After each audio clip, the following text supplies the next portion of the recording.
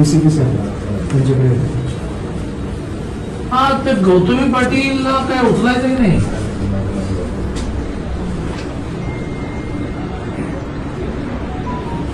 अरे हो, पण ती गाडी कोणाची तरी आहे की नाही?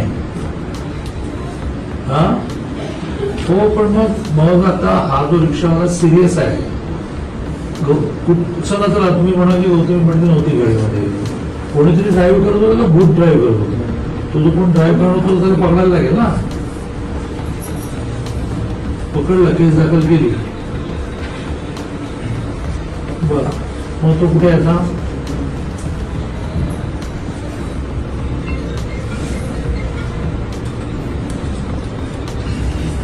मग ती गाडी कुठे आहे?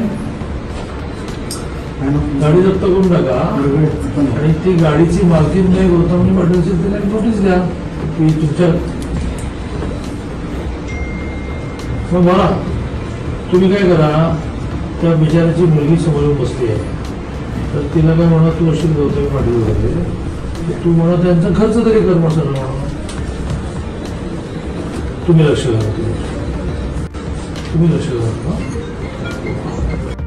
चंद्रकांत दादा पाटील यांनी डीसीबीला फोन लावला. गौतमी पाटील जी एक नृत्य कलाकार आहे, तिला ताबडतोब अटक करा म्हणून.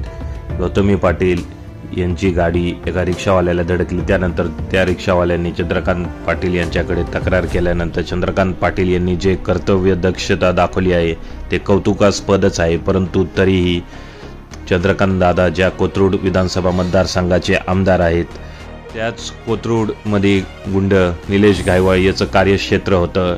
हा निलेश घायवळ आता फॉरेनला पळून गेला आहे, लंडनमध्ये लपून बसला आहे. त्यांनी खोटे डॉक्युमेंट देऊन विजा पासपोर्ट बनवला आणि आता तो बाहेर विदेशात पळून गेला आहे. हीच कर्तव्य दक्षता जर त्यांच्याच कोथरूडमधील जे गुंड होते निलेश घायवळ यांच्याबद्दल दाखवली असती तर आज निलेश घायवळ हा लंडनला पळून नसता गेला, तो तुरुंगात असता, येरोडा जेलमध्ये असता.